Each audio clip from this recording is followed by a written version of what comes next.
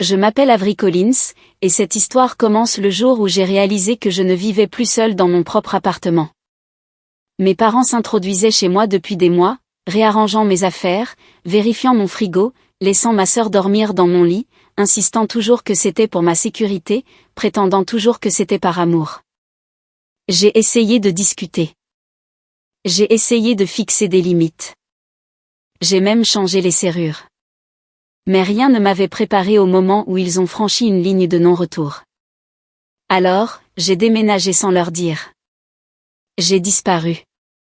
Et le rebondissement, c'est qu'ils ont tellement paniqué que la suite a impliqué un nouveau locataire, un appel au 911, et des policiers exigeant des explications qu'aucun de nous n'était prêt à donner. Avant de tout vous raconter en détail, dites-moi, avez-vous déjà eu l'impression que les personnes qui prétendaient vous aimer le plus étaient aussi celles qui envahissaient le plus profondément votre vie?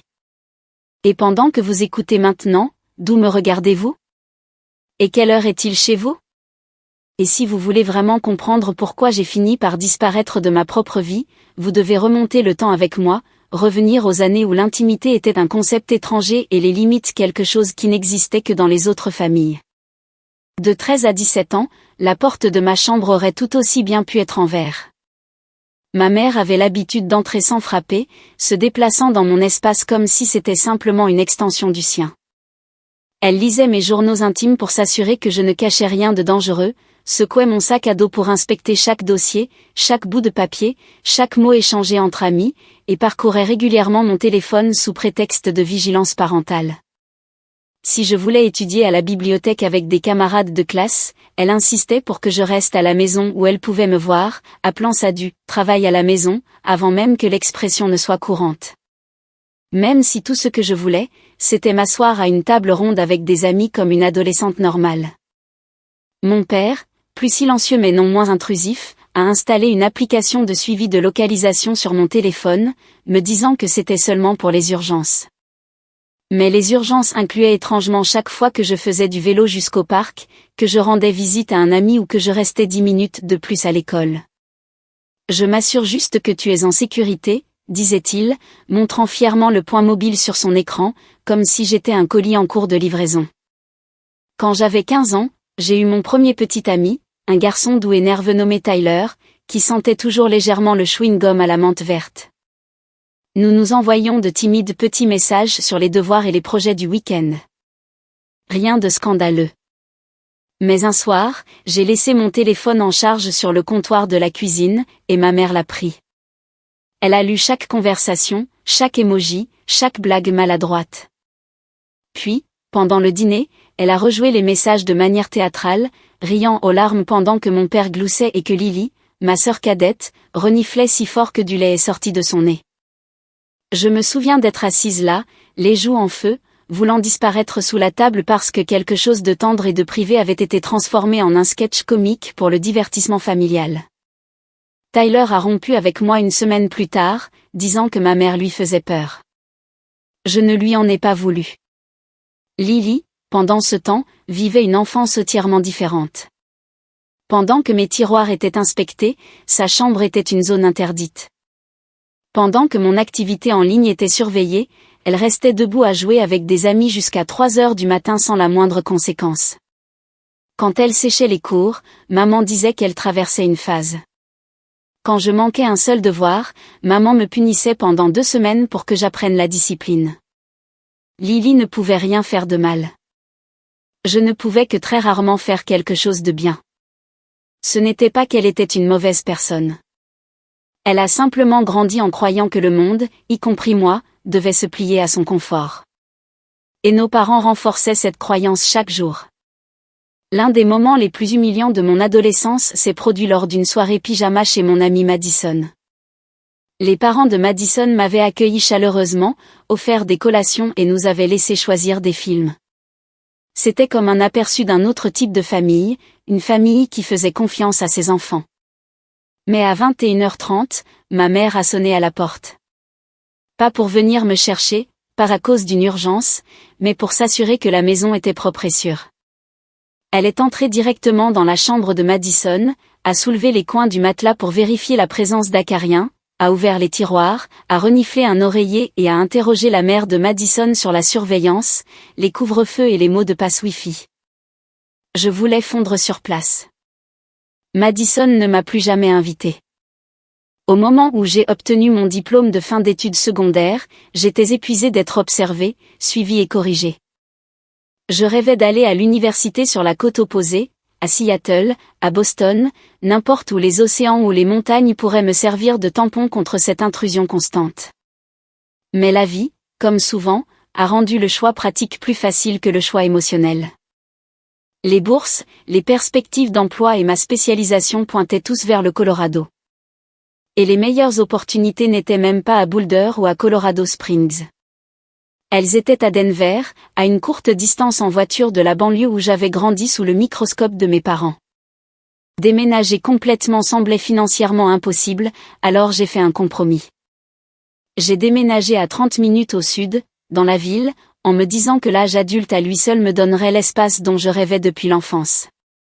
Je croyais qu'une fois que je paierais mon propre loyer, préparerais mes propres repas et fermerais la porte de mon propre appartement, les règles non écrites de l'indépendance américaine prendraient le dessus. Les parents, me disais-je, ne débarquent pas sans prévenir chez leurs enfants adultes. Ils ne vérifient pas leur frigo, ne réarrangent pas leur linge ou ne distribuent pas des doubles des clés comme des cadeaux de fête. Je pensais vraiment qu'avoir 29 ans, être financièrement indépendante et vivre seule à Denver suffirait à établir une limite que ma famille n'avait jamais respectée, mais qu'elle respecterait sûrement maintenant. J'avais tort. Les graines de tout ce qui allait se passer par la suite, les intrusions, l'intimité volée, la panique, la police avaient été plantées bien avant que je ne signe ce premier bail. Je ne le savais tout simplement pas encore. La première intrusion s'est produite lorsque je me suis réveillée un dimanche matin tranquille au son d'un bruit qui n'avait pas sa place dans mon appartement. Le crépitement aigu de l'huile touchant une poêle chaude, suivi du grattement rythmique d'une cuillère en bois contre le métal. Pendant un instant, à moitié enfoui sous mes couvertures, j'ai cru que c'étaient les restes d'un rêve. Mais ensuite est venue l'odeur incomparable d'oignon qui dort, d'ail qui grésille, et de quelque chose d'épais et de savoureux qui mijotait à feu doux. Je me suis redressée d'un bond, le cœur serré par une familiarité que je ne voulais pas reconnaître.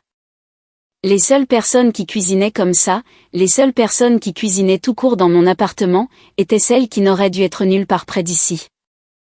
Je suis sortie du lit et j'ai marché dans le couloir, encore somnolente, les cheveux emmêlés et mon sweat à moitié zippé.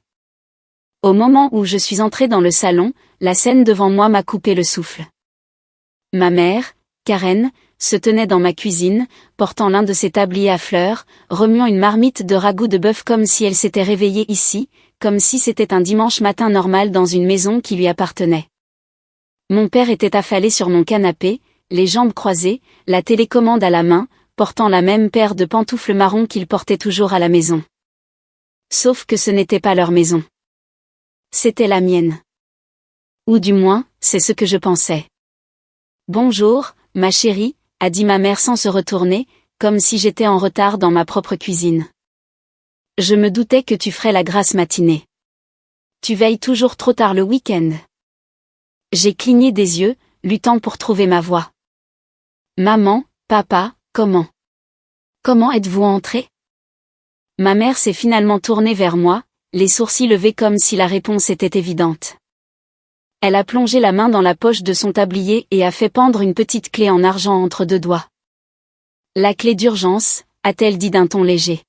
« Juste pour voir. » Mon père a gloussé à sa blague, s'enfonçant plus profondément dans les coussins du canapé. Je n'ai pas ri. La clé se balançait doucement, reflétant des éclats de soleil matinal sur son tranchant, et quelque chose s'est tordu en moi. Je la lui avais donnée il y a des mois, à contre-cœur mais consciencieusement, parce qu'elle insistait sur le fait que toute fille responsable en fournissait une au cas où quelque chose arriverait. J'avais imaginé des situations comme m'évanouir sous la douche, perdre connaissance, ou, je ne sais pas, une fuite de gaz. Des urgences réelles. Pas ça, maman, dis-je lentement. Une clé d'urgence, c'est pour les urgences. Tu ne peux pas simplement entrer quand tu veux. Ne sois pas si théâtrale, a-t-elle répondu, se retournant vers la marmite. Ton frigo était vide, à l'exception de ces petites salades toutes tristes. Personne ne peut vivre de salade. Les gens ont besoin de vraie nourriture. Elle a dit, vraie nourriture, comme si c'était une obligation morale qu'elle avait juré de respecter. J'ai ouvert mon frigo, incrédule. Certains de mes contenants avaient été repoussés au fond. À leur place se trouvaient des bocaux en verre de ces cornichons maison, des boîtes en plastique de restes, du bouillon de bœuf, des carottes, des pommes de terre, du céleri, tous les ingrédients qu'elle jugeait essentiels pour quelqu'un qui travaille trop pour prendre soin d'elle-même. Avant que je puisse protester, elle a commencé à réarranger les choses avec l'efficacité de quelqu'un qui organise sa propre cuisine, déplaçant mes assiettes dans un autre placard, empilant mes tasses différemment, jetant les repas surgelés que j'avais achetés en solde. C'est plein de produits chimiques, marmonnait elle. Pourquoi gaspiller de l'argent pour du poison? Mon père est intervenu sans quitter la télévision des yeux. Ta mère essaie juste de t'aider. Nous avons fait tout ce chemin pour nous assurer que tu vas bien. Le quartier a l'air un peu louche. Mon quartier va très bien, dis-je un peu trop sèchement. Maman s'est retournée, me lançant le genre de regard qui me faisait me sentir à nouveau comme si j'avais 12 ans. Quel genre de fille parle à sa propre mère comme si elle était une étrangère? Nous sommes venus parce que nous nous soucions de toi. Elle a insisté sur le dernier mot comme s'il invalidait tout le reste. J'ai essayé de me ressaisir. Je veux juste que tu m'envoies un texto la prochaine fois. Ou que tu appelles. C'est tout. Elle a fait claquer sa langue. Un texto. Appeler. Pourquoi faire? C'est ta maison. Mais tu es toujours mon enfant. Si je vois que ma fille ne mange pas correctement ou ne dort pas bien, je suis censée l'ignorer? Avant que je puisse répondre, elle a soulevé le couvercle de la marmite et a remué. Goûte ça. C'est presque prêt. Je n'ai pas goûté. Je ne pouvais pas. Mon esprit tournait en rond. Combien de fois avait-il fait ça avant aujourd'hui? Combien de matins avait-il été là pendant que j'étais au travail? Avait-il ouvert des tiroirs, lu mon courrier, m'avait-il regardé dormir? Les questions s'accumulaient, lourdes et suffocantes. Mais ma mère, inconsciente ou refusant de voir mon malaise, s'est essuyé les mains sur son tablier, s'est approchée du comptoir et a placé un petit porte-clés à côté de ma corbeille de fruits, un anneau tenant 2 clés supplémentaires que je n'avais jamais vues. Tiens, dit-elle nonchalamment. Voici la clé du portail et la clé de la boîte aux lettres. Comme ça, c'est pratique. Pour rendre quoi pratique, demandai-je, ma voix à peine un murmure. Pour que la prochaine fois, nous n'ayons pas à te déranger, dit-elle en souriant, comme si elle m'avait offert quelque chose de précieux. Je suis restée là, figée, voulant protester, exiger mon espace, insister sur le fait que ce n'était pas normal. Mais des années de conditionnement me tiraient comme des ficelles invisibles, et tout ce que j'ai réussi à faire, c'est un hochement de tête raide. Maman m'a embrassée sur la joue avant de partir. Papa a fait un signe de la main depuis la porte, et leurs pas se sont estompés dans le couloir. J'ai regardé le nouveau porte-clés posé sur mon comptoir comme un voyant d'alarme que j'avais trop peur de reconnaître. Une partie de moi savait déjà que ce n'était pas la dernière fois. Mais au lieu d'affronter la peur qui se nouait dans mon estomac, je me suis répété le même mensonge que je me racontais depuis l'enfance. Peut-être que je surréagis. Peut-être que c'est normal. Peut-être que c'est juste la famille.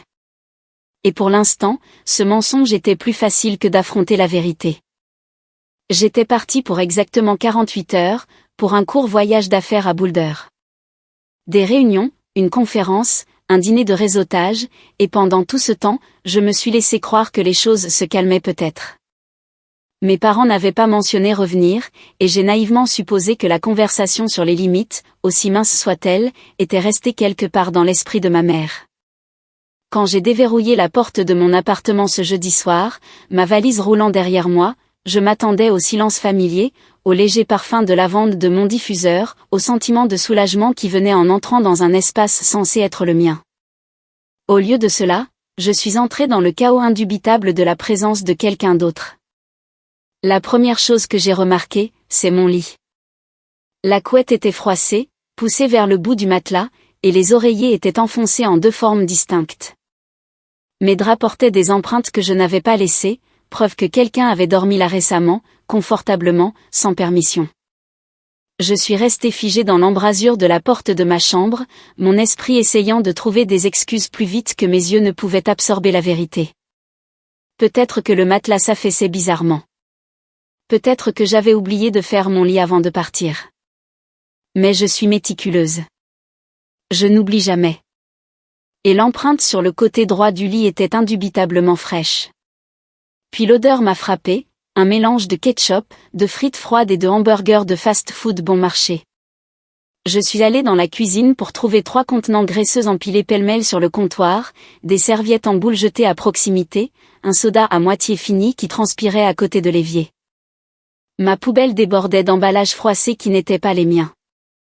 C'était comme si quelqu'un avait organisé une fête tard dans la nuit en mon absence, sauf qu'il n'y avait pas de fête ici, seulement de l'appropriation. Mon estomac s'est noué alors que je me dirigeais vers mon bureau. Mon ordinateur portable, que je laissais toujours centré, était décalé sur le côté, incliné maladroitement, comme si quelqu'un l'avait repoussé pour faire de la place pour ses coudes. L'écran, normalement éteint, brillait faiblement.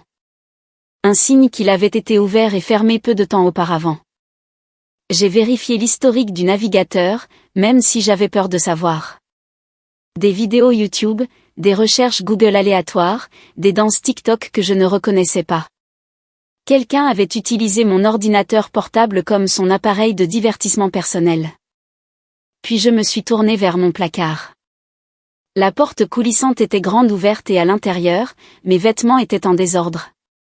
Des cintres de travers, des vestes jetées sur des boîtes à chaussures. Quelques robes avaient complètement disparu. Mon pull préféré, celui que je pliais toujours sur l'étagère du haut, n'était plus là. Une paire de bottes avait été déplacée du sol au lit. Et pire que tout, des articles de maquillage sur ma coiffeuse étaient maculés et déplacés, comme si quelqu'un les avait testés avant de sortir. Ma respiration est devenue saccadée. Non pas de peur, mais du sentiment de violation profonde et creuse se répandant dans ma poitrine. Quelqu'un avait vécu dans mon espace, dormi, mangé, s'était habillé, avait touché mes affaires pendant que j'étais à 2 villes de là, gagnant un salaire pour soutenir une vie qui, apparemment, n'était même pas considérée comme mienne à contrôler. J'ai appelé ma mère immédiatement. Elle a décroché à la première sonnerie, sa voix d'une gaieté exaspérante. « Avery, tu es rentré tôt. Comment était Boulder ?» Je n'ai pas pris la peine d'échanger des politesses. « Maman, dis-je, la voix tendue. Quelqu'un a été dans mon appartement. » Oh, répondit-elle nonchalamment, comme si je parlais de la météo. Oui, c'était Lily. Elle avait besoin d'un endroit où rester pour une nuit ou 2. Elle et son petit ami ont eu une autre grosse dispute. J'ai senti ma mâchoire se crisper. Maman, tu as laissé Lily rester ici sans me le dire. Tu n'étais pas à la maison, dit-elle simplement, comme si l'absence équivalait au consentement. Et Lily pleurait, le cœur complètement brisé. Elle avait besoin d'un endroit sûr. Comme tu n'étais pas là de toute façon, maman a laissé Lily l'utiliser. Ma prise sur le téléphone se resserra. Pourquoi ne m'as-tu pas demandé cette fois-ci? Son ton s'est durci. Avery, tu es beaucoup trop égoïste. Ta sœur traverse une crise, et tout ce qui t'importe, ce sont tes meubles, ton ordinateur portable. Tu es juste. Je ne sais pas ce qui t'est arrivé depuis que tu as déménagé. Une bouffée de chaleur m'a envahi le cou. J'ai mis fin à l'appel avant de dire quelque chose que je regretterais, mais je ne pouvais pas en rester là. J'ai appelé Lily ensuite. Elle a répondu avec un grognement fatigué. Salut, quoi de neuf? Tu es resté dans mon appartement, demandai-je. Il y a eu une pause. Ouais. Je pensais que maman te l'avait dit. Elle ne l'a pas fait. Oh. Lily semblait indifférente, pas du tout concernée. Ben, je veux dire, je me suis dit que ça ne te dérangerait pas. Tu ne l'utilisais pas, et ton lit est bien plus confortable que le mien. Cette dernière phrase a été prononcée nonchalamment, comme si mon espace personnel était une ressource communautaire. Lily, dis-je lentement. Tu ne peux pas simplement utiliser mon appartement sans me demander. Ce n'est pas correct. Elle a soupiré de manière théâtrale. Avery, détends-toi. Maman a dit que tu travailles ou voyages tout le temps de toute façon. Elle a dit que tu n'as pas autant besoin de l'endroit. S'il est vide, pourquoi ne pourrais-je pas y rester parfois? Ce n'est pas comme si tu étais marié ou avais des enfants. Cela a été dit avec un léger rire, mais le poids de ces mots a écrasé quelque chose en moi. À ce moment-là, j'ai réalisé que ma famille ne voyait pas mon appartement comme le mien. Ils le voyaient comme une extension du foyer des Collins, un lieu satellite qu'ils pouvaient utiliser à leur convenance. Une chambre d'amis, un garde-meuble, un refuge, tout ce qui convenait à la crise du jour. Quand Lily a raccroché en lançant un « Je t'aime, ne sois pas fâché », désinvolte, je suis restée au milieu de mon salon, entourée du désordre qu'ils avaient laissé derrière eux, et j'ai senti mon sentiment de propriété glisser comme du sable entre mes doigts. Ma maison, mon sanctuaire, avait été réduite à un plan de secours, un endroit pour lequel je payais mais que je ne contrôlais pas. Un endroit où mon absence était considérée comme une permission. Pour la première fois depuis mon déménagement, une pensée glaçante s'est installée en moi. Peut-être que je ne vivais pas du tout de manière indépendante. Peut-être que j'avais simplement déplacé le même problème dans un nouveau code postal. Et avec cette prise de conscience est venue une chose que je n'avais pas ressentie depuis l'enfance. Une peur profonde et silencieuse qui murmurait, ce n'est que le début. J'ai conduit jusqu'à la maison de mes parents avec une boule dans l'estomac si serrée que j'avais l'impression qu'elle tirait mes côtes vers l'intérieur. Leur maison se trouvait dans une banlieue tranquille de Denver, le genre d'endroit où les pelouses étaient tondues avec une précision militaire et les couronnes changeaient à chaque saison. Je me suis garée dans l'allée, fixant un instant les fenêtres qui brillaient d'une lueur chaude sous le soleil de l'après-midi, me demandant comment une maison qui semblait si paisible de l'extérieur pouvait paraître si suffocante dès qu'on en franchissait la porte. Quand je suis entrée, c'est l'odeur qui m'a frappée en premier.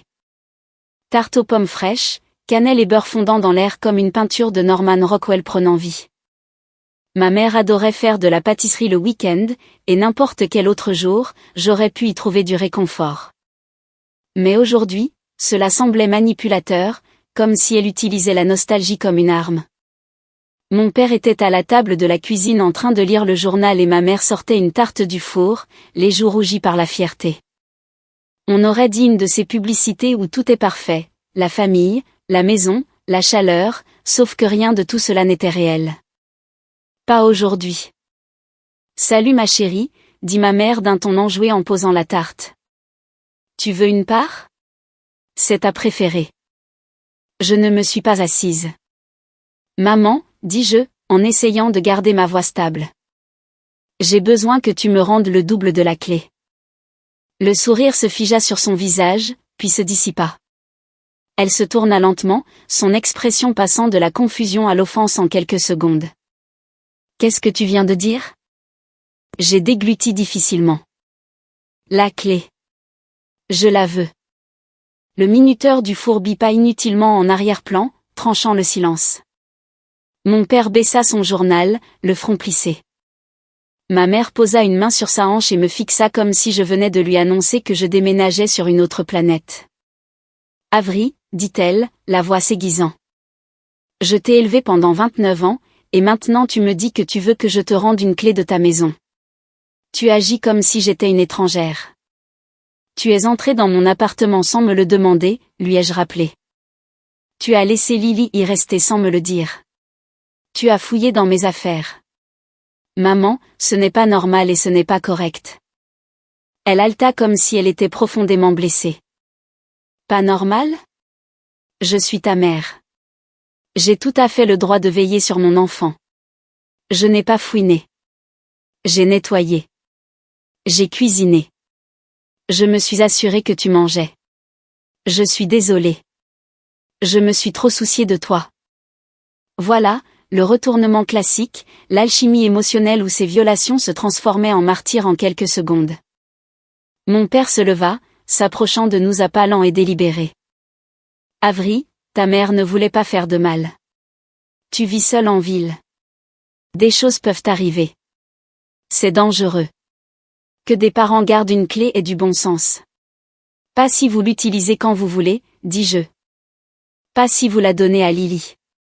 Pas si vous traitez ma maison comme votre deuxième salon. Le visage de ma mère se crispa. Nous ne l'avons traitée comme rien du tout. Nous sommes intervenus pour aider. Nous aidons toujours. C'est ce que fait une famille. Elle s'essuya les mains sur un torchon, se mettant soudain à trembler, des larmes se formant rapidement, trop rapidement, comme si elle avait passé des années à perfectionner cette performance. Je n'arrive pas à croire que tu me fasses ça, sanglota-t-elle, la voix brisée. Après tout ce que j'ai sacrifié, après avoir fait des heures supplémentaires pour que tu aies des vêtements pour l'école, après avoir payé tes cours de conduite, tes factures de dentiste, Elle hésita de manière théâtrale avant de continuer. C'est comme ça que tu me rembourses? En m'accusant de quoi? De trop me soucier de toi? L'air s'épaissit jusqu'à ce que j'ai l'impression de respirer du miel. Lourd, lent, collant de culpabilité. Mon père se plaça à côté d'elle, passant un bras autour de ses épaules. Avery, dit-il avec un soupir. Nous ne te rendrons pas la clé. Mon cœur battait la chamade dans mes oreilles. Quoi? Tu m'as entendu, dit-il fermement. Nous sommes tes parents. Nous devons pouvoir veiller sur toi. Si quelque chose arrive, nous ne pouvons pas rester dehors, impuissants. Avoir la clé est raisonnable. Raisonnable? J'ai failli rire. Raisonnable pour qui? Pour des parents qui n'avaient jamais cru que je m'appartenais. Pour une famille qui pensait que l'âge adulte était une suggestion, pas une réalité. Les larmes de ma mère coulaient maintenant librement alors qu'elle pressait sa tête contre l'épaule de mon père, sa voix étouffée. Elle nous repousse. Elle ne veut plus de nous.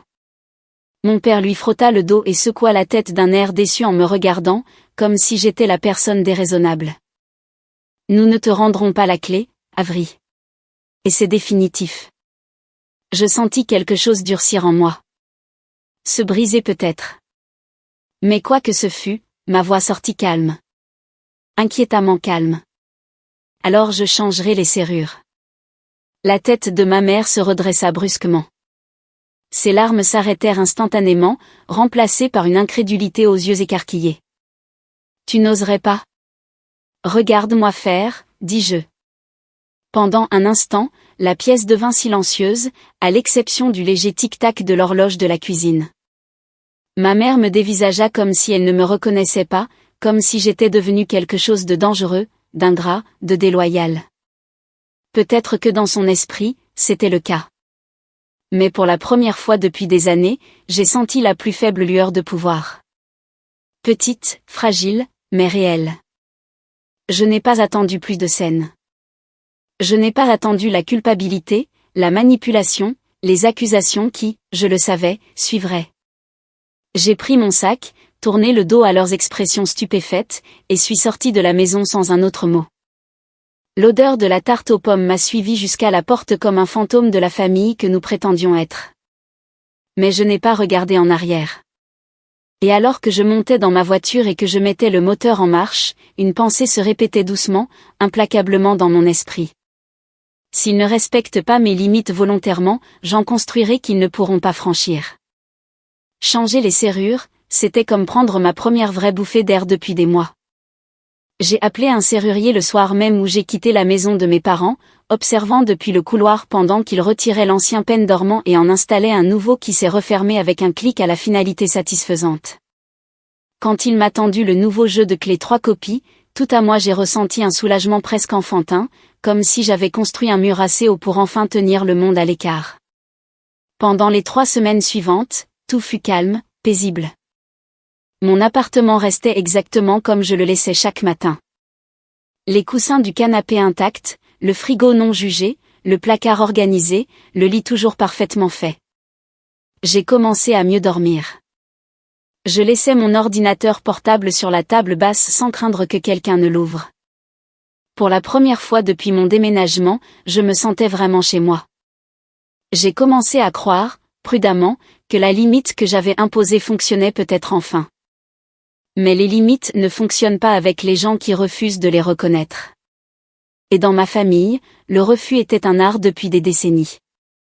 C'est un jeudi soir que tout s'est à nouveau brisé. J'étais rentré tard après une longue journée au bureau. Les épaules endolories, les paupières lourdes, ne désirant rien d'autre que le silence et un plat à emporter. Quand j'ai ouvert la porte, sécurisé avec ma serrure et ma clé, j'ai entendu le doux bourdonnement de la télévision avant même d'être complètement à l'intérieur. Mon cœur a fait un bond. Les lumières du salon étaient allumées et assise sur mon canapé, les jambes soigneusement croisées, une tasse de thé fumant sur la table basse comme si elle était chez elle, se trouvait ma mère. Pendant un instant, le monde a basculé. Je me suis agrippée à la poignée de porte, prise de vertige, essayant de donner un sens à l'impossible. 3 semaines. 3 semaines de paix anéanties en un instant. Maman. Ma voix s'est brisée. Comment es-tu entrée? Elle a souri chaleureusement, comme si c'était la plus normale des surprises de bienvenue. Oh, bien. Tu es rentrée. Je commençais à m'inquiéter que tu sois en retard. Elle a pris une gorgée de son thé. De la camomille. Elle buvait toujours de la camomille le soir. Ce n'est pas ce que j'ai demandé, dis-je, ma poitrine se serrant. Comment es-tu entrée? Elle a fait un geste de la main dédaigneux, comme si la logistique l'ennuyait. J'ai appelé ton propriétaire. Bien sûr, monsieur Holsted. Un homme charmant. Très compréhensif. Elle a prononcé, compréhensif, comme si elle méritait des applaudissements pour sa capacité à le charmer. Mon estomac s'est noué. Tu as appelé mon propriétaire? Elle a hoché la tête, fière. Je lui ai dit que j'étais inquiète parce que tu ne répondais pas à mes appels. J'ai dit que tu semblais déprimée ces derniers temps, que tu travaillais trop, que tu ne sortais pas de l'appartement. Que tu pourrais. Eh bien, tu sais. Elle a laissé la phrase en suspens, de manière suggestive, comme si elle insinuait que je pourrais me faire du mal. Naturellement, il a un peu paniqué. Il est venu vérifier. Les serrures avaient été changées, donc il n'avait plus de clé. J'ai expliqué que c'était un problème de sécurité et j'ai demandé un accès temporaire pour que je puisse veiller sur toi moi-même. J'ai eu la nausée. Maman, tu as menti. Tu lui as dit que j'étais mentalement instable juste pour avoir une clé. Elle a haussé les épaules. Je n'ai pas menti. Tu as été distante et tu travailles trop. Et tu ne réponds jamais assez vite. Je m'inquiète, Avery. L'intuition d'une mère ne se trompe jamais. Je l'ai fixée, abasourdie. Tu as manipulé mon propriétaire, murmurai-je. Est-ce que tu comprends à quel point c'est tordu? Elle fronça les sourcils à mon ton. Avery, pourquoi parles-tu si bizarrement? Je suis ta mère. Si je suis inquiète, je vais entrer. Les serrures que tu as changées m'ont empêché de veiller sur toi. Alors, j'ai résolu le problème. Maman, c'est illégal, dis-je, la voix montant. Entrer dans le domicile de quelqu'un sans son consentement est illégal. Même si c'est ta famille. Elle se leva, offensée. Illégal? Illégal, Avery? J'essaie de garder ma fille en vie, et tu me cites la loi. Une chaleur a flambé derrière mes yeux. Je n'étais pas en danger. Je n'avais pas disparu. Je n'étais pas déprimée. Je voulais juste de l'intimité. De l'intimité, répéta-t-elle, incrédule. De l'intimité vis-à-vis de ta propre mère? Qu'est-ce que tu caches de si important? Cette question tranchante, suspicieuse, suintant l'appropriation m'a frappé comme un coup de poing. C'était la même question qu'elle posait quand elle lisait mon journal d'adolescente. La même qu'elle posait quand elle scannait mes textos, mes journaux d'appel, mon calendrier. Dans son monde, vouloir de l'intimité était une preuve de culpabilité. Je m'avançai, ne gardant ma voix stable que par la force. Maman, tu dois partir. Elle croisa les bras. Je ne pars pas tant que nous n'aurons pas parlé de ça correctement. Il n'y a rien à dire.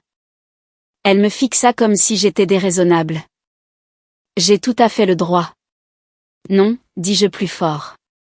Tu ne l'as pas. Ses yeux se rétrécirent. On verra ce que ton père en dit. Elle attrapa son sac à main, marmonnant en vietnamien sur le fait que j'étais devenue ingrate, que l'individualisme américain m'avait corrompue, que Lily ne la traiterait jamais de cette façon. Elle est sortie, mais pas avant de me lancer un long regard déçu qui tentait, comme il l'avait toujours fait, de me faire sentir que j'étais le problème. La porte se referma derrière elle. Mes jambes semblaient faibles. Je suis restée au milieu de mon salon, la pièce qu'elle avait violée à nouveau, et j'ai senti la honte, la colère et l'impuissance tourbillonner si violemment que j'ai cru que j'allais m'effondrer. Mais au lieu de cela, j'ai allumé mon ordinateur portable. J'ai tapé un email à mon propriétaire, un long email, professionnel, direct, détaillant que personne, aucun parent, aucun frère ou sœur, aucune connaissance n'est autorisé à entrer dans mon appartement en aucune circonstance sans ma permission écrite. J'ai mis le bureau de location en copie. J'ai exigé que toutes les clés de rechange soient comptabilisées et sécurisées. J'ai demandé une documentation sur qui avait obtenu un accès temporaire et quand. Et quand j'ai cliqué sur « Envoyer », mes mains tremblaient. Mais même alors, quelque part au fond de moi, je savais que ce ne serait pas suffisant. Ma mère avait franchi toutes les limites que j'avais jamais essayé de tracer, et à chaque fois, elle trouvait un nouveau moyen de les contourner, comme si mon intimité était un puzzle qu'elle était déterminée à résoudre. Je ne savais tout simplement pas encore que ce qu'elle ferait ensuite ferait paraître tout ce qui s'était passé avant anodin. Ma mère avait cessé de respecter les portes verrouillées il y a longtemps. Maintenant, elle apprenait à contourner les systèmes, les règles et les gens aussi. Et elle n'avait pas fini. Je ne voulais pas l'admettre, mais après avoir vu Lily grimper par ma fenêtre sur la caméra, après avoir regardé ma mère déchirer mon courrier et manipuler mes affaires comme si elles étaient des accessoires dans son drame personnel, quelque chose en moi s'est fissuré. Je ne pouvais plus dormir.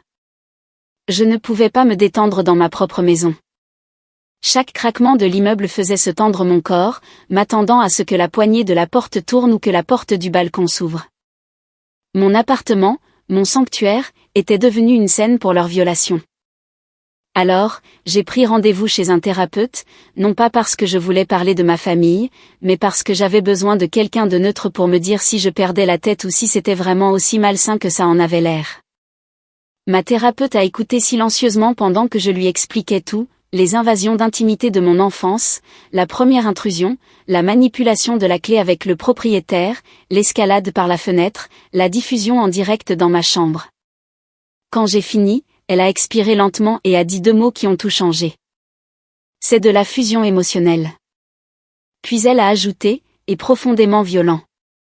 Je l'ai regardée, clignant des yeux. Fusion émotionnelle ? Elle a hoché la tête. C'est quand une famille n'a pas de limites émotionnelles ou physiques. Quand le parent voit l'enfant comme une extension de lui-même. Votre mère croit que l'accès équivaut à l'amour. Elle ne reconnaît pas votre autonomie. Elle ne reconnaît pas votre âge adulte. Mais elle pense qu'elle aide, murmurai-je. Le contrôle porte souvent le masque de l'inquiétude, répondit-elle doucement. C'est toujours du contrôle. Quelque chose en moi s'est dénoué douloureusement, comme un os serré qu'on desserre. Elle a continué, Avery, vous n'êtes pas en sécurité chez vous. Pas émotionnellement, pas psychologiquement, et franchement, pas physiquement. Si des gens entrent sans votre consentement, vous avez besoin de distance. De la vraie distance. Vous voulez dire, déménager ? Oui, dit-elle. Et ne leur dites pas où. Cette phrase s'est posée sur moi comme une vérité que j'avais toujours su, mais que je n'avais jamais osé imaginer. Ne leur dites pas où. Parce que s'ils le savaient, ils se pointeraient. Ils se pointaient toujours. Cette nuit-là, allongée dans mon lit, fixant un plafond qui ne me semblait plus être le mien, j'ai pris une décision. J'ai ouvert mon ordinateur portable et j'ai commencé à chercher des appartements, pas dans le même complexe, ni même dans le même quartier. J'avais besoin d'un endroit sécurisé, anonyme, un endroit où il ne pourrait pas se frayer un chemin par le charme ou la manipulation. Et c'est là que je l'ai trouvé. Un immeuble récemment rénové près de Union Station. Un gratte-ciel avec des ascenseurs nécessitant une carte magnétique, une réception ouverte 24 juillet et des caméras dans les couloirs tous les 5 mètres. Un endroit où personne ne pouvait entrer sans enregistrer son identité et son motif. Un endroit conçu pour l'intimité, pour les limites, pour les nouveaux départs. J'ai programmé une visite pour le lendemain matin. Traverser le hall d'entrée, c'était comme entrer dans un autre monde. Sol en marbre, éclairage chaleureux, un concierge qui m'a salué par mon nom après avoir vérifié ma pièce d'identité. L'ascenseur nécessitait un passage de carte magnétique juste pour sélectionner un étage. L'appartement lui-même était petit mais magnifique. De hautes fenêtres donnant sur la ville, du parquet, une cuisine qui sentait la peinture fraîche, et la sécurité. La sécurité, la seule chose que je n'avais pas ressentie depuis des mois. J'ai signé le bail sur le champ. Puis est venue la logistique. Je ne voulais pas que ma famille se doute de quoi que ce soit, donc tout devait se passer discrètement. Secrètement. J'ai engagé une entreprise de déménagement via mon email professionnel. J'ai préemballé les petits objets dans des cartons après minuit, quand l'immeuble était silencieux. 2 proches collègues, Marisol et Jonah, ont proposé leur aide après que j'ai avoué à contre-cœur ce qui se passait. Ils sont venus tard le soir, avec des sweats à capuche et des casquettes de baseball, comme si nous menions une opération secrète. Nous avons tout emballé avec soin, chuchotant même si personne n'était là. Ta mère a vraiment grimpé par la fenêtre, a murmuré Jonah en scotchant un carton. Ma sœur, ai-je corrigé. Ma mère, elle, est juste entrée par la porte d'entrée comme d'habitude. Il a secoué la tête. Ma belle, tu ne déménages pas. Tu t'échappes. Et c'est exactement ce que je ressentais. Une évasion silencieuse. Nous avons chargé les cartons dans le camion des déménageurs à la faveur de l'obscurité, le couloir sombre et vide à 2 heures du matin. Toute ma vie était empilée dans un camion traversant Denver. Avant de verrouiller la porte pour la dernière fois, je suis restée au milieu de l'appartement maintenant vide. Les murs semblaient nus, mais d'une certaine manière, ils semblaient respirer plus facilement sans mes affaires, comme si l'espace lui-même était soulagé que je parte. J'ai nettoyé les comptoirs, balayé les sols, essuyé les rebords de fenêtres, en partie par habitude, en partie parce que je ne voulais laisser aucune trace. Aucune preuve, aucune raison persistante pour que ma famille croie qu'elle avait encore un droit sur cet endroit. Puis j'ai placé l'ancienne clé, l'arme préférée de ma mère, dans une enveloppe adressée au propriétaire et je l'ai glissée dans la boîte aux lettres de l'immeuble. Pas de mots, pas d'explication, pas d'adresse de suivi. Quand je suis sortie, l'air de la nuit était différent sur ma peau, plus léger, plus vif, presque électrique. Je suis montée dans la voiture de Jonah, alors que le complexe rapetissait dans le rétroviseur, j'ai ressenti quelque chose que je ne m'étais pas permis de ressentir depuis des années. L'espoir. Pour la première fois de ma vie, j'allais quelque part où ma famille ne pourrait pas me suivre. Non pas parce que je ne les aimais pas, mais parce que les aimer était devenu un travail à plein temps qui me coûtait ma paix, mon intimité, mon autonomie. À mon nouvel immeuble, le portier a vérifié ma pièce d'identité, enregistré mon nom et m'a remis une carte magnétique. Lisse, noire et silencieuse. Il a montré l'ascenseur. Tout est en ordre, mademoiselle Lan. Bienvenue chez vous. Chez moi. Un endroit auquel personne d'autre que moi n'avait accès. Un endroit où personne ne connaissait le numéro de l'unité. Un endroit où je pouvais enfin expirer et me reconstruire sans être observé, interrompu ou violé. Alors que les portes de l'ascenseur se fermaient et que les chiffres clignotaient vers le haut, étage par étage, je me suis permis d'imaginer un avenir où ma vie m'appartiendrait à nouveau. Un avenir où les portes verrouillées n'inviteraient pas à la confrontation. Un avenir où la voix de ma mère ne serait pas le narrateur de chacune de mes décisions. Je ne le savais pas encore, mais disparaître complètement, silencieusement, intentionnellement, forcerait ma famille dans une spirale que je n'avais jamais anticipée. Mais pour l'instant, dans ce nouvel appartement, debout dans un salon vide baigné par les lumières de la ville, une vérité résonnait doucement mais puissamment en moi. Je ne me suis pas enfuie. J'ai enfin marché vers moi-même. Pendant les 72 premières heures dans mon nouvel appartement, j'ai posé mon téléphone face contre table, coupé les notifications et je me suis laissé dissoudre dans le silence. J'avais besoin de ce calme comme de l'oxygène. J'ai dormi avec les 2 portes de la chambre verrouillées. Je me suis réveillée lentement, sans craindre que des bruits de pas ne résonnent dans mon couloir. J'ai arrangé ma nouvelle cuisine exactement comme je le voulais, sachant qu'elle resterait ainsi. C'était le moment le plus calme, le plus ancré que j'ai connu depuis mon enfance. Mais le 3e matin, quand j'ai finalement repris mon téléphone, l'écran s'est illuminé comme un feu de forêt. Des appels manqués de maman, papa, Lily, de numéros inconnus, même de voisins de mon ancien immeuble. 37 appels manqués de ma mère seule. 21 de Lily, 8 de papa. Une poignée de textos frénétiques. Avery, où es-tu? Réponds tout de suite. Ce n'est pas drôle. On arrive. Et de Lily, maman panique. Tu dois arrêter d'être dramatique et envoyer un texto. Puis, en dessous, un post public sur Facebook, ma sœur Avery a disparu. S'il vous plaît, priez pour qu'elle rentre à la maison. Disparu. Disparu. Le mot semblait surréaliste, comme si elle décrivait quelqu'un d'autre. Mais bien sûr, c'est Lily qui l'avait posté. Le drame était sa monnaie d'échange. J'ai posé mon téléphone et j'ai inspiré lentement, essayant de me ressaisir. Il ne savait pas où je vivais. Il ne pouvait pas me joindre. Il ne pouvait pas entrer. La panique qu'ils éprouvaient, une panique avec laquelle j'avais vécu pendant des années, était enfin quelque chose qu'ils devaient affronter seuls.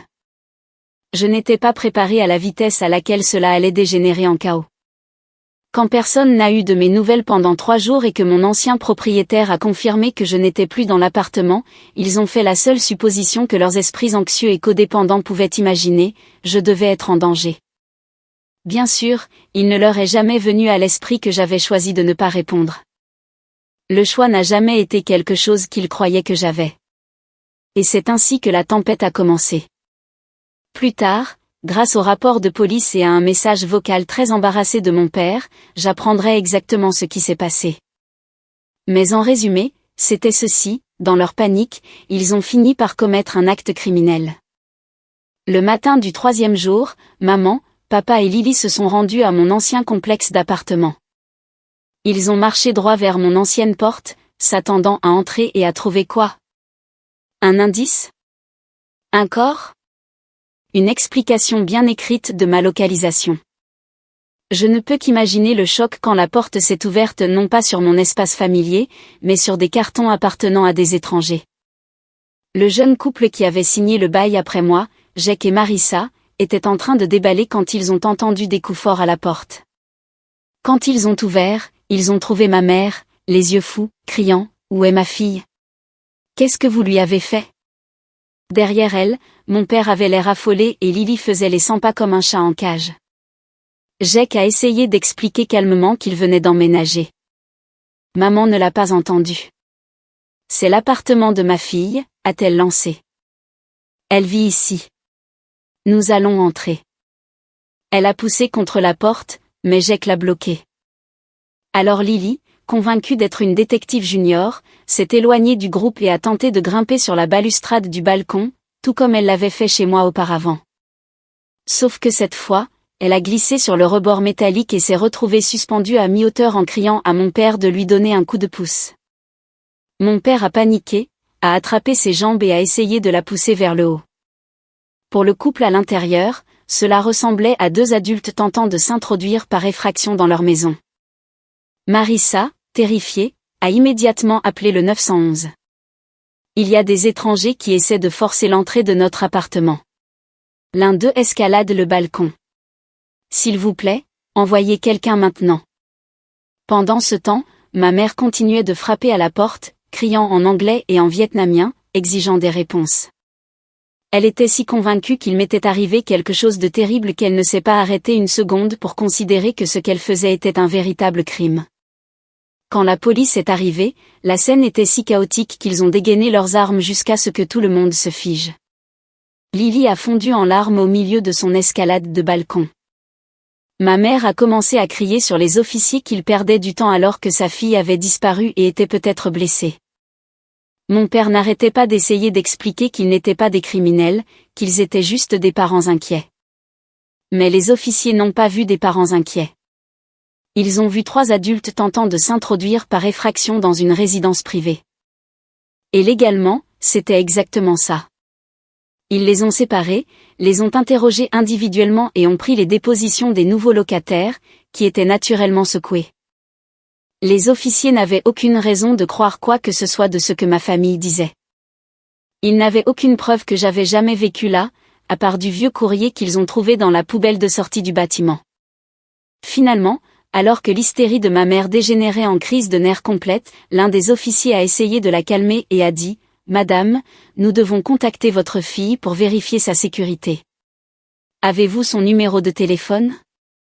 Ma mère a sangloté que je ne répondais pas. Alors, l'officier a cherché mon nom via la répartition et a appelé le numéro de contact d'urgence associé à mon ancien bail, mon téléphone portable. J'étais dans mon nouvel appartement en train de plier des torchons de cuisine quand le téléphone a sonné. Numéro inconnu. Normalement, je ne réponds pas aux numéros inconnus, mais quelque chose m'a poussé à le faire. J'ai décroché. Allô? Est-ce bien Avrilan? Oui. Ici l'officier Ramirez du département de police de Denver. Êtes-vous en sécurité en ce moment? Mon sang s'est glacé. Oui, dis-je lentement. Pourquoi? Nous avons reçu plusieurs signalements de votre famille indiquant que vous pourriez avoir disparu ou être blessé. J'ai expiré. Je n'ai pas disparu. J'ai juste déménagé. Une pause. Puis, Mademoiselle Lan, votre famille est actuellement en garde à vue pour tentative d'effraction dans votre ancienne résidence. Pendant un moment, je n'ai rien dit. Absolument rien. Mon cerveau s'est bloqué entre l'incrédulité et une sorte de prévisibilité sombre et épuisée. Bien sûr qu'ils l'ont fait. Bien sûr que leur panique allait enfler jusqu'à devenir un spectacle. Bien sûr qu'ils violeraient les limites si intensément que la police devrait intervenir. Bien sûr, murmurai-je. L'officier a demandé si je pouvais venir au poste pour clarifier la situation. J'ai accepté, mais avant de raccrocher, elle a ajouté doucement, « Mademoiselle Lan, juste pour que vous le sachiez. » Ils étaient très angoissés, mais ce qu'ils ont fait est un délit grave.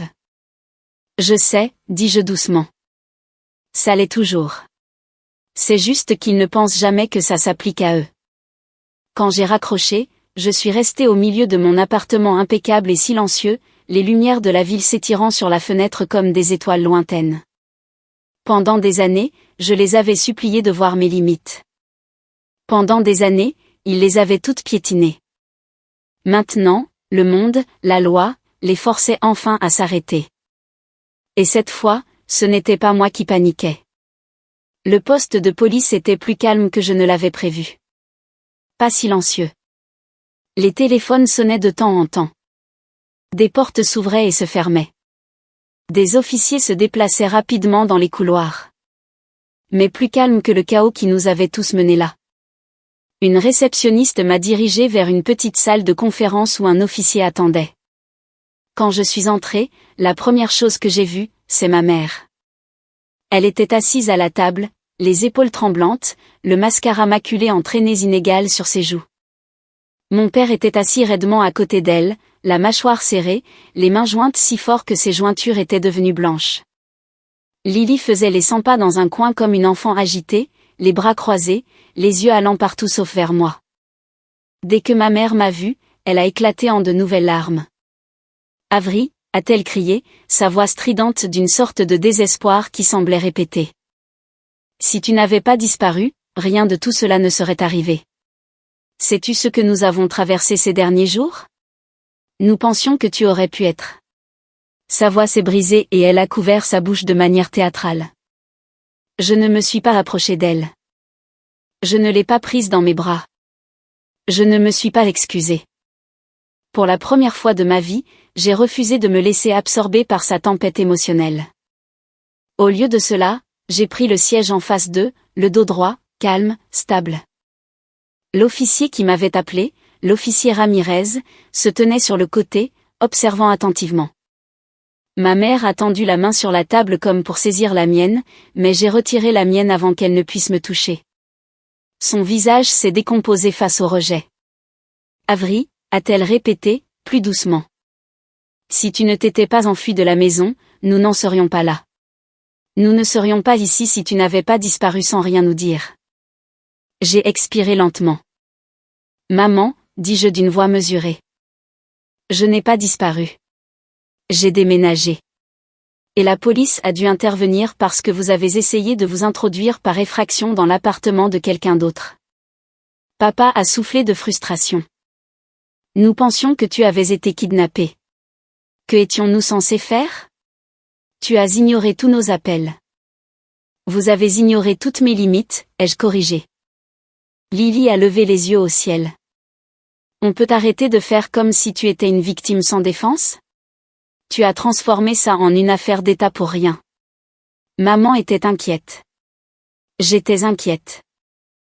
Je me suis tournée vers elle, mon expression impassible. Tu as grimpé sur le balcon de quelqu'un, Lily. Tu aurais pu être arrêtée. Elle a ricané. Peut-être que si tu ne te cachais pas comme une criminelle, rien de tout ça ne serait arrivé. C'est à ce moment que l'officier Ramirez s'est avancé. En fait, dit-elle fermement, les regardant chacun dans les yeux. Mademoiselle Lannes n'a rien fait de mal. Déménager sans en informer sa famille n'est pas un crime. Par contre, la tentative d'effraction dans une résidence qui n'est plus votre propriété légale en est un. Mes parents se sont raidis. Aux États-Unis, a poursuivi Ramirez, le droit à la vie privée d'un adulte l'emporte toujours sur les liens familiaux. Ce que vous avez fait aujourd'hui aurait pu entraîner des poursuites. Ma mère cligna rapidement des yeux. Mais nous sommes une famille.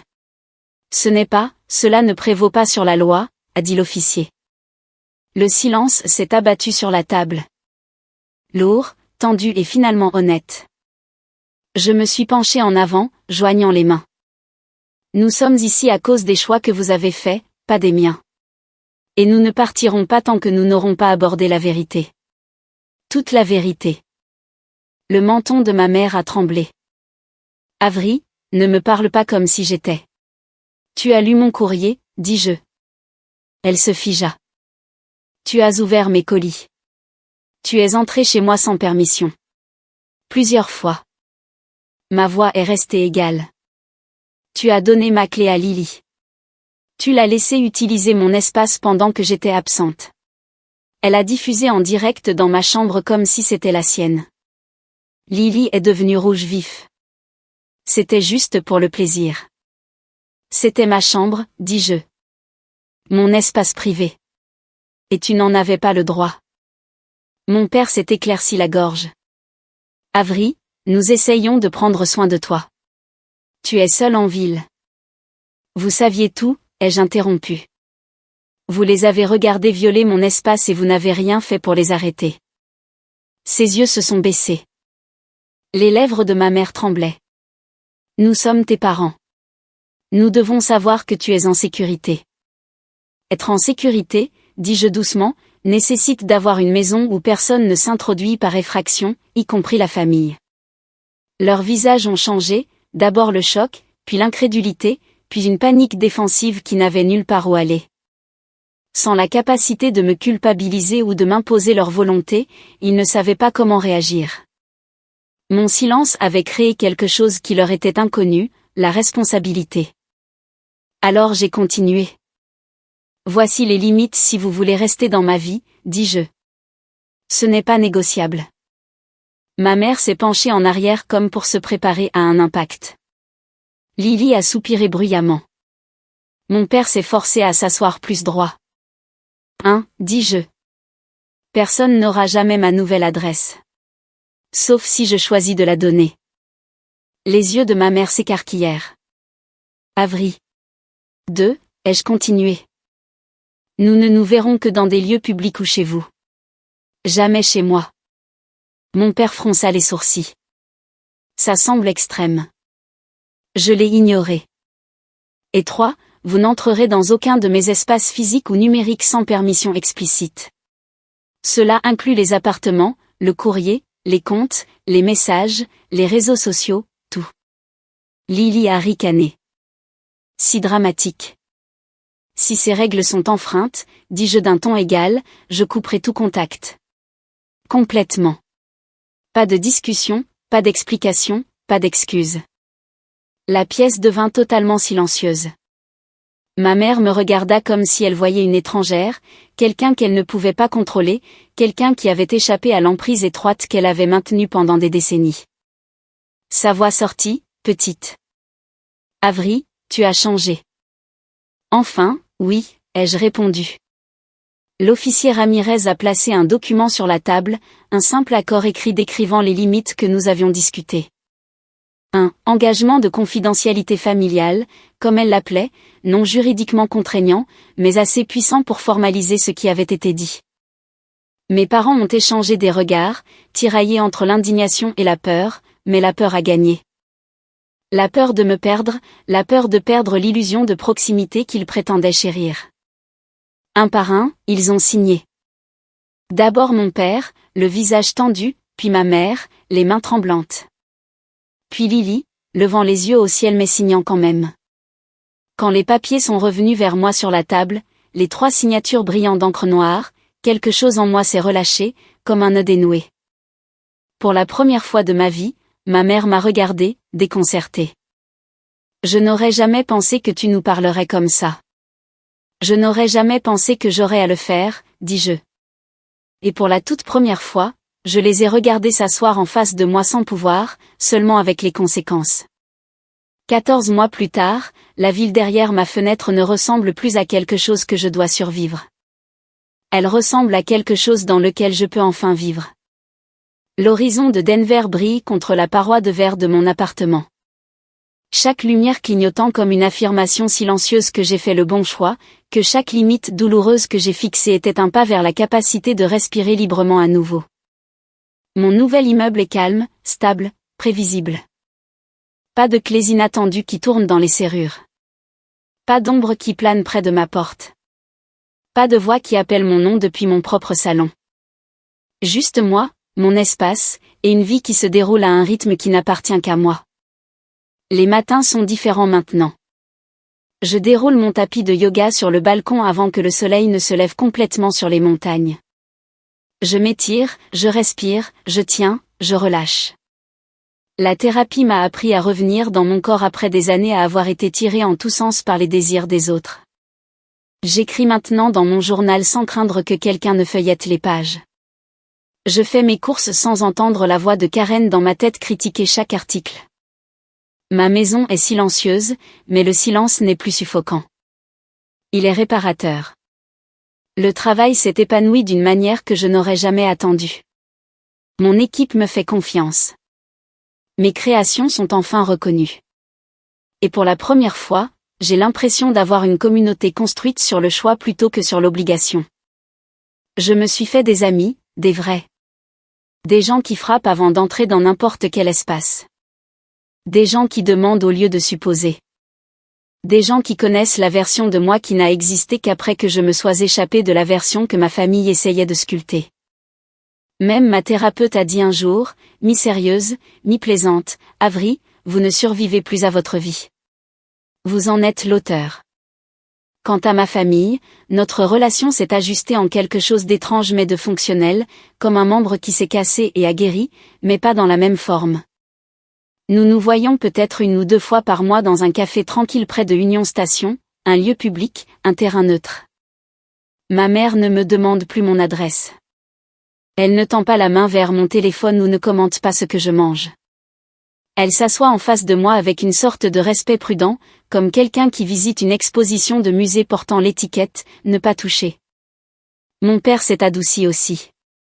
Il parle moins, écoute plus, et bien qu'il ne prononcera jamais les mots à voix haute, je sais qu'il comprend maintenant que l'amour n'est pas une justification pour la possession.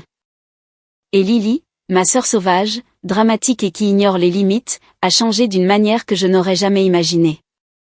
L'embarras qu'elle a ressenti après avoir été interrogée par la police semble l'avoir fait entrer de force dans l'âge adulte. Elle a commencé à travailler à temps partiel dans un studio de photographie, acceptant des contrats en freelance, apprenant ce que signifie gagner quelque chose au lieu de se le voir offrir. Elle se plaint toujours, partage toujours trop sur les réseaux sociaux, lève toujours les yeux au ciel de manière trop théâtrale, mais elle ne fait plus irruption dans ma vie comme si c'était son droit hérité. Certains jours, elle s'excuse même maladroitement, avec des demi-phrases qui s'éteignent avant d'atteindre le mot « désolé ». Mais c'est quelque chose, et ce quelque chose est suffisant. Nos rencontres sont plus courtes maintenant, plus légères. Toujours maladroite, toujours imparfaite, mais plus enveloppée dans la toile collante de contrôle et de culpabilité qui m'a étouffée pendant des années. Ma mère a un jour murmuré par-dessus sa tasse de café, les jours où tu étais petite et que tu avais besoin de moi me manquent. J'ai siroté mon latte lentement et j'ai répondu, tu peux toujours être dans ma vie, mais pas dans ma maison. Elle a hoché la tête, non pas avec joie, mais avec compréhension. Parfois, la guérison ressemble à ça. Et quelque part au cours de cette longue et tranquille année, j'ai réalisé quelque chose de profond. Je les aime toujours, mais je m'aime aussi. Et ces deux vérités peuvent exister en même temps. On peut aimer sa famille et avoir quand même besoin d'une porte verrouillée. On peut se soucier profondément d'eux tout en protégeant les parties de soi qu'ils n'ont jamais été censés gérer. Les limites ne sont pas des punitions, ce sont des invitations. Elles disent, si vous voulez faire partie de ma vie, voici comment le faire sans me briser. Alors, voici la leçon que je veux vous laisser, qui que vous soyez, ou que vous regardiez.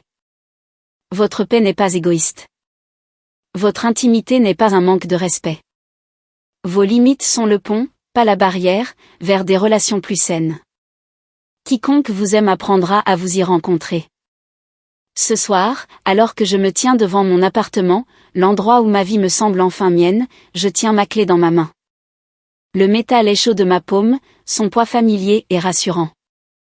Je la glisse dans la serrure, entendant le léger déclic qui est devenu mon son préféré au monde. Puis j'ouvre la porte.